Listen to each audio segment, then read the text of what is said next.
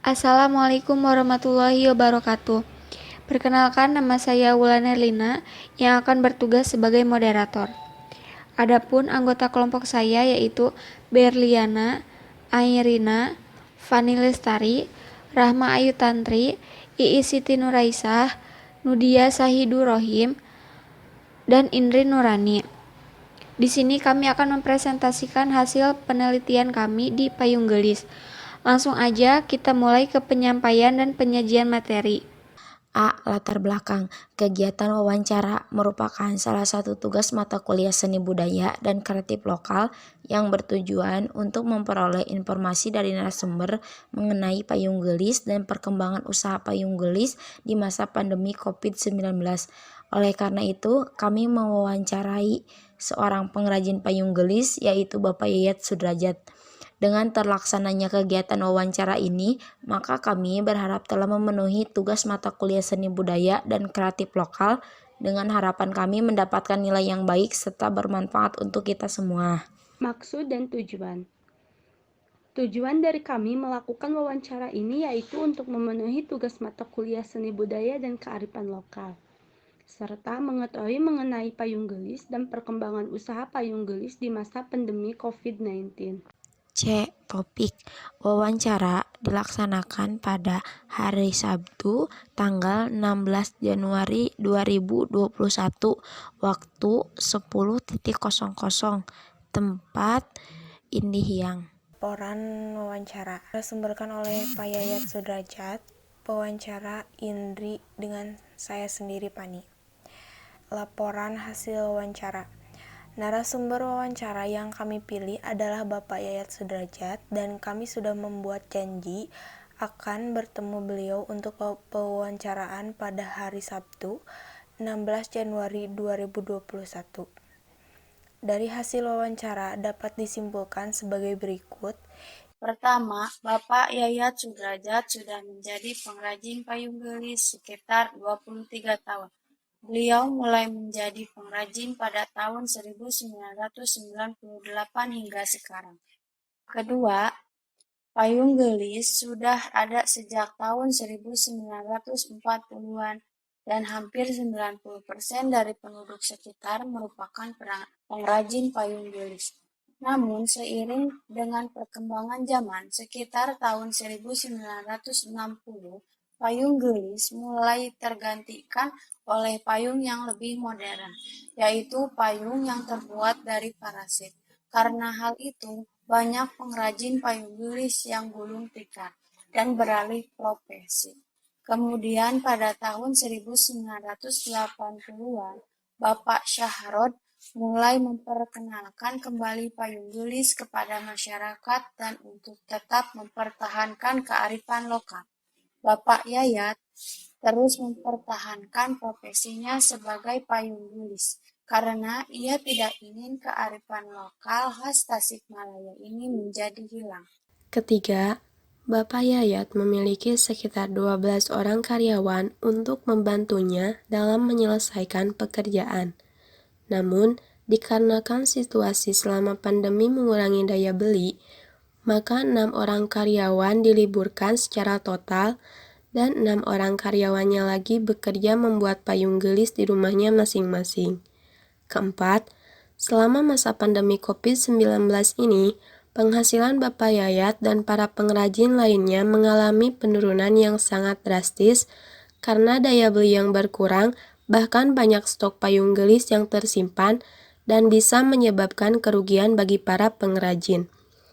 Kelima, sebelum adanya pandemi COVID-19, Bapak Yayat dalam sehari bisa menjual sekitar 30 payung gelis dengan harga sekitar Rp50.000 hingga Rp60.000 per satuannya.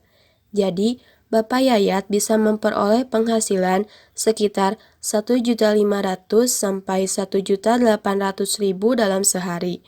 Keenam, Bapak Yayat biasanya melakukan pemasaran melalui media sosial secara online sehingga warga Indonesia yang berada di luar kota Tasikmalaya tetap bisa memesan secara online.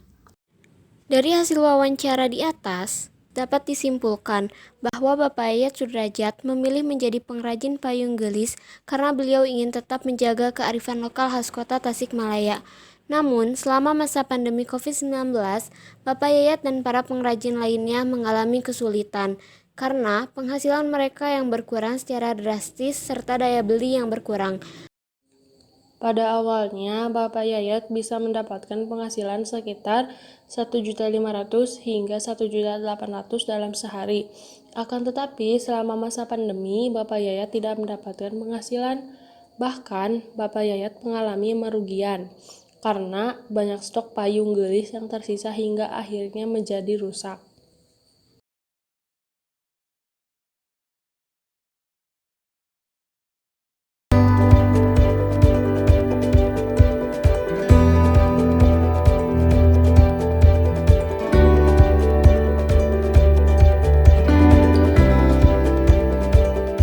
Payung gelis merupakan kebudayaan asli khas Tasikmalaya yang berupa karya seni lukis dengan menggunakan payung sebagai media lukisnya.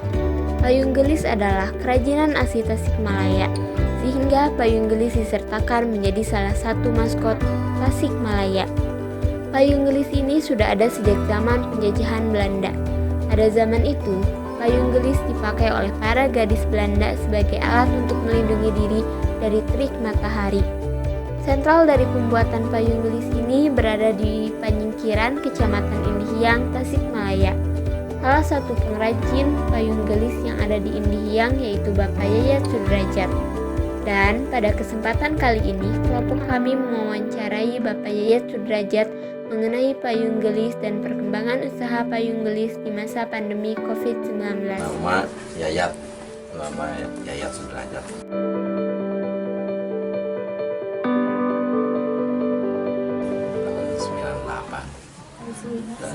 Dari mulai usaha saya buka tahun 98 sampai sekarang.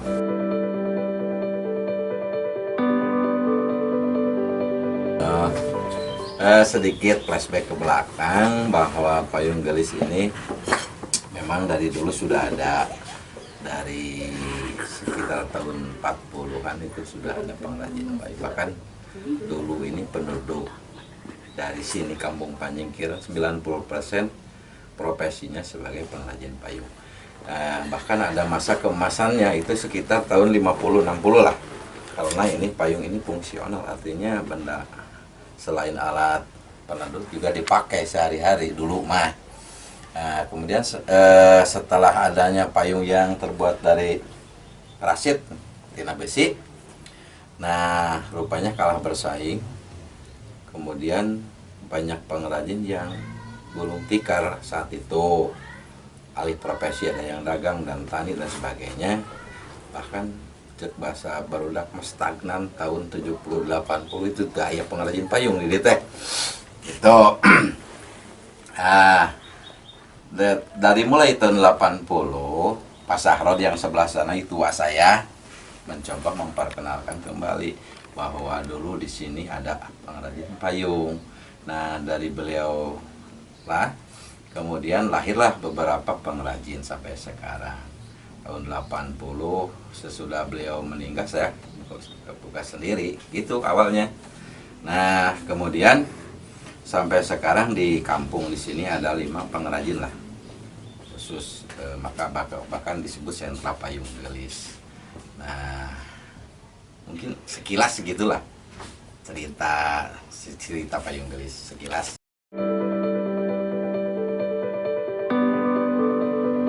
Kebetulan di sini asalnya pekerjanya ada 12. Berhubung situasi COVID, ada yang alih profesi libur, terus sekarang ada yang masih aktif gitu ya, khusus di payung gelis mandiri tinggal 6. Karyawannya tinggal 6. Ada yang bagian masang, ada yang bagian bunga, ada yang bagian penangin, itu dibawa ke rumahnya masing-masing.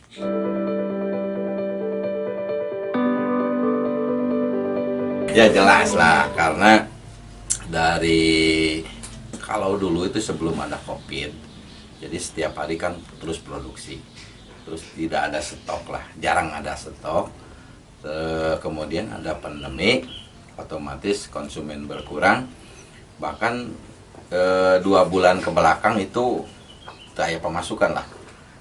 Desember, Januari baru seminggu lah, kemarin tahun ada pesanan tuh 3-4 hari yang lalu baru ada pesanan lagi.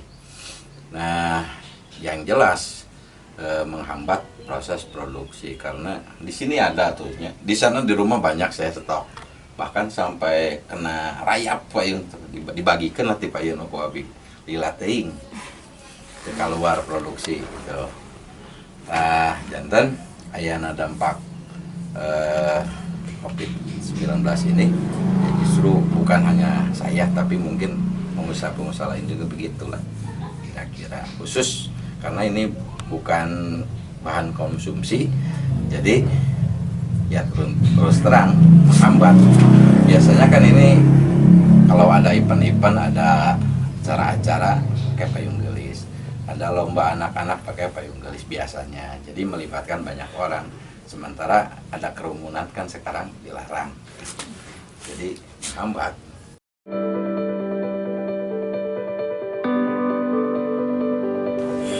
Ya kalau saya biasa produk ya rata-rata sekitar 30 mah satu hari produk. Itu teh di dengan variasi harga lah. Oh iya. Variasi harga ada yang kisaran 50, ada yang 60 gitu ya. Itu harga-harga standar seperti itu. Untuk satuannya? Satuan. Harga retailnya gitu.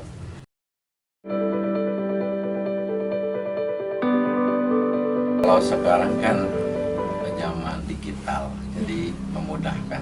Bahkan saya kan bukan hanya di wilayah Tasik, Bandung, Jakarta, lintas pulau ke Banjarmasin, itu lewat online lah gitu lah.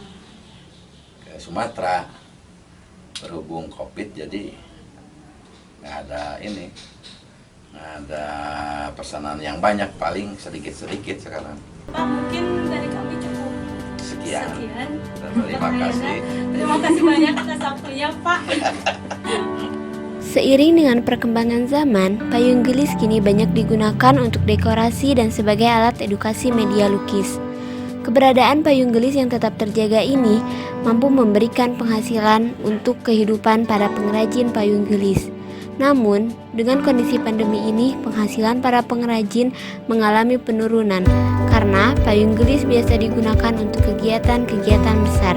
Tetapi, besar harapan dari para pengrajin payung gelis ini agar pandemi segera berakhir dan bisa memulai kembali kehidupan seperti sedia kala.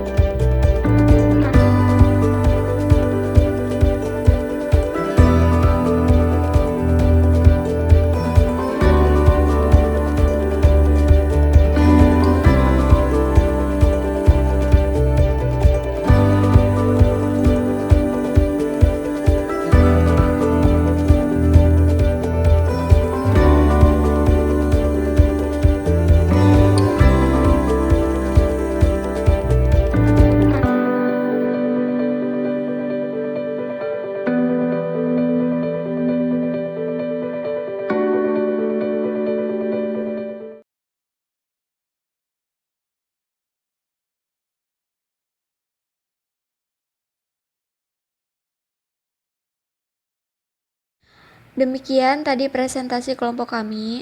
Saya sebagai moderator mohon maaf atas kekurangannya dan terima kasih untuk perhatiannya. Wassalamualaikum warahmatullahi wabarakatuh.